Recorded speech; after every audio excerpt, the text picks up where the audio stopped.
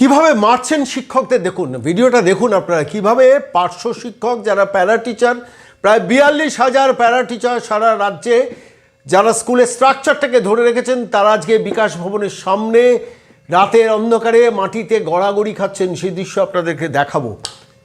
একটা অসভ্য বর্বর ইতর সরকার সামান্য শিক্ষকদের সম্মান মর্যাদাটুকু দিতে পারে না, যারা দিনের পর দিন প্যারা টিচারদের টাকা মেরে খেলা মেলা উৎসবে খরচা করে। যে পার্শ্ব শিক্ষক উত্তর ভারতে 42, 45, 55,000 টাকা মাইনে পান, সেই পার্শ্ব শিক্ষককে 1,000 টাকা ভিক্ষে দিয়েছেন মমতা বন্দ্যোপাধ্যায়। এই ইতর প্রতারক পৈশাচিক নোংরা সরকারটা যেটা নবান্নে বসে আছে, অবিলম্বে তাড়ানো দরকার। The need of the hour. আজকে আমি এই মুহূর্তে দাঁড়িয়ে আপনাদের সরাসরি একদম গ্রাউন্ড জিরোতে নিয়ে চলে যাব, বিকাশ ভবনের সামনে, যেখানে রাতের অন্ধকারে মানুষগুলো কিভাবে সময় কাটাচ্ছেন, কিভাবে মাটিতে শুয়ে রয়েছেন। দেখুন, এদের স্কুলের ক্লাসরুমে থাকার কথা, ব্ল্যাকবোর্ডে থাকার কথা, ব্ল্যাকবোর্ডের সামনে থাকার কথা। বছরের পর বছর যখন শিক্ষক নেই, স্কুলগুলো উঠে যাওয়ার অবস্থা, তখন প্যারা টিচাররা স্কুল চালাচ্ছে। আর সেই প্যারা টিচারদের 1,000 টাকা মমতা বন্দ্যোপাধ্যায় ভিক্ষে দিচ্ছেন। সেই সময় দাঁড়িয়ে যখন একদিন সুপ্রিম কোর্টে 1 কোটি, 1.5 কোটি, 2 কোটি টাকা আইনজীবীদের পেছনে খরচা করছেন, নিজের হাসি মুখের বিজ্ঞাপন দিয়ে বর্তমান কিংবা আনন্দবাজার পত্রিকা তাদের কোটি কোটি টাকার বিল মেটাচ্ছেন প্রতি মাসে, সেই সময় শিক্ষকরা মাটিতে গড়াগড়ি খাচ্ছেন। আজকে আমি সরাসরি আপনাদের গ্রাউন্ড জিরোতে নিয়ে যাব, বিকাশ ভবনের সামনে। দেখুন সেই মর্মান্তিক ভিডিও। নমস্কার।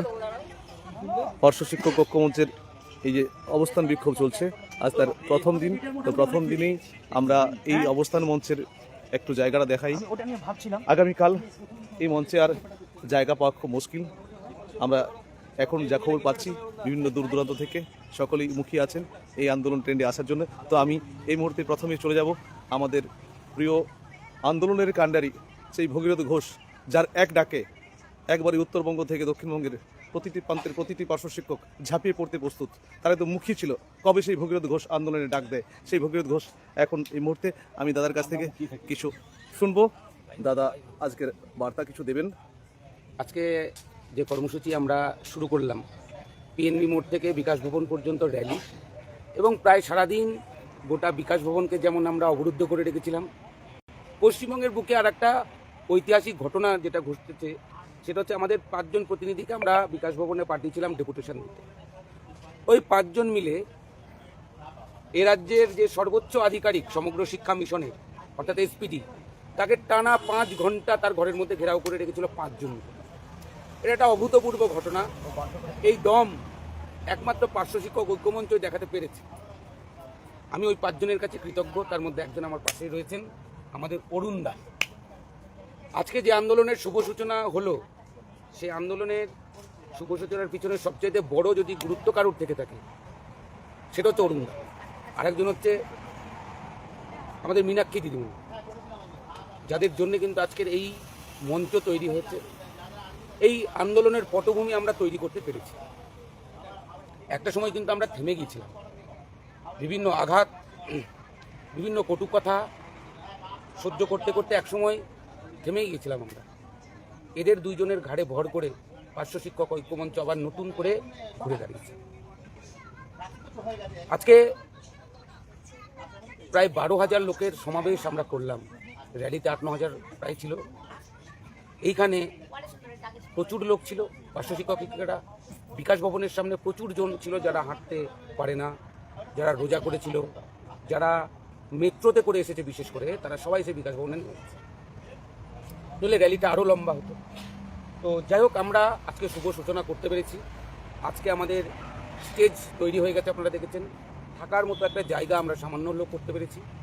আজকে আমরা এখানে রান্না করে খেয়েছি। আমাদের রাজাদা খুব সুন্দর রান্না করেছেন, আলু সোয়াবিনের তরকারি, সেটার ভিডিও ওদের কেউ ছেড়েছে। রাজাদা এবং তার সহযোগী, তাকে সহযোগিতা করেছে অনেকেই। এই যে রাজাদা, এবং উনি রান্নার দায়িত্বটা নিয়েছেন। আগামী দিনেও আপনারা যারা আসবেন, তারা ওনার সুস্বাদু হাতের সুন্দর রান্না খুব ভালো লাগলো, খেলাম, ভালো লেগেছে। আপনারাও খাবেন। আর আমরা প্রায় আজকে 200 জনের কাছাকাছি এখানে আছি রাত্রেবেলা। তো এখানে একটা সমস্যা হচ্ছে, আপনারা যারা আসবেন আগামীকাল, অবশ্যই একটা করে মশারি নিয়ে আসবেন। আমি নিজেও নিয়ে আসিনি। এখানে একটাই মশারি দেখতে পাচ্ছেন, আর ওইদিকে 3টে না 2টো মশারি আছে। বাদ বাকি আমরা মশার কামড় খাচ্ছি। আর কলকাতার মশা, সল্টলেকের মশা মানে মোটা মোটা মশা, চেহারা বান স্ট্যান্ডার্ড বসা। তো তার একটা অত্যাচার চলছে। দিদিমণিরা আছে দেখছেন এক সাইডে, মাস্টারমশাইরা সবাই শুয়ে আছে। এরা রোজা করেছে যারা, তারা আজকে ইফতার করেছে, সকালবেলায় সেহরি খাবে, এখানেই খাবে। তো ইফতারের সম্পূর্ণ ব্যবস্থা আমরা খুব শর্ট টাইমের মধ্যে হলেও আমরা করতে পেরেছিলাম। অন্যদিকে পুলিশের সঙ্গে যেভাবে লড়াই করা দরকার আমরা সেটা করেছি। এসপিডিকে টানা 5 ঘন্টা আটকিয়ে রেখে তার সঙ্গে প্রতিশ্রুতি আদায় করেছি। আগামী সোমবার আমরা আবারও বিকাশ ভবন অভিযানের ডাক দিয়েছি, সেটা আমাদের ফেসবুক প্রোফাইলে আমরা পোস্ট করে দিচ্ছি। আপনারা আগামীকাল সবাই আসুন, পরশুদিন সবাই আসুন, এখানে থাকুন। 2 তারিখে আবার এর চাইতে বড় র্যালি আমাদের করতে হবে, এটা মাথায় রাখবেন। সোমবার অফিসিয়াল ডে, এবং আবার ঘুরিয়ে দিতে হবে। এসপিডিকে আমরা যে চাপে ফেলেছি, ওনার কিছু করার নেই, ওনাকে আমাদের দাবি মানতে হবে, অথবা ওনাকে লুকিয়ে পড়তে হবে। এটা হতে পারে ওনার পা ভেঙে যেতে পারে, এটা হতে পারে ওনার পরিবারের কেউ অসুস্থ, এটা হতে পারে উনি মুখ্যমন্ত্রীর কাছে ছুটির অ্যাপিল করবেন। যদি এটা করেন সেটাও আমরা জয় বলে মনে করব, কিন্তু ওনার অফিসটা খোলা থাকবে। অফিসটা কিন্তু সেদিন আমরা স্তব্ধ করে দেব, এটার জন্য আমরা প্রস্তুত আছি। না উনি দেখা করবেন বলেছেন, তাই উনি দেখা আমি করবেন চাইছি আপনারা প্রত্যেকে আসবেন, বিকাশ ভবনকে আবারও একবার ঘুরিয়ে দিতে হবে।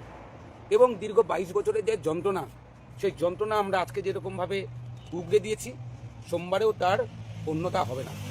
আপনারা আসুন, বিকাশ ভবনের রাজপথে আসুন, মিছিলে হাঁটুন। আগামী দিন কেউ সরাসরি বিকাশ ভবন আসবেন না। আমাদের মঞ্চে যারা বাইরে থেকে আসছেন তাদের জন্য বলছি, আমাদের মঞ্চে সরাসরি আসার দরকার নেই।